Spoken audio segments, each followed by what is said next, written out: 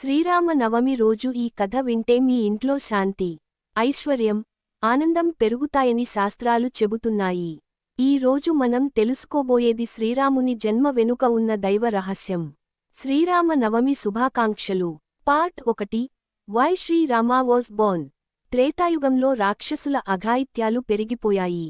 భూమాత దేవతలు బ్రహ్మదేవుని దగ్గరకు వెళ్లి రక్షణ కోరారు. అప్పుడు మహావిష్ణువు స్వయంగా శ్రీరాముడిగా అవతరించడానికి నిర్ణయించారు. పార్ట్ 2. Birth of Srirama.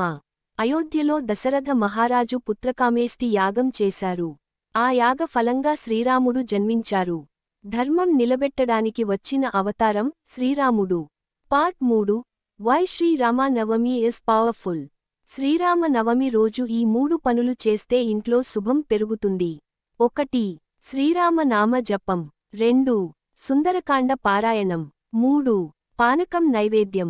ఈ రోజు శ్రీరాముని నామం ఒక్కసారి చెప్పినా కోటి పుణ్యఫలం లభిస్తుంది అని పురాణాలు చెబుతున్నాయి.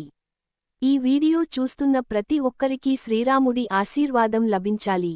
కామెంట్లో జై శ్రీరామ్ అని టైప్ చేయండి. మీ కుటుంబానికి శుభం కలుగుతుంది.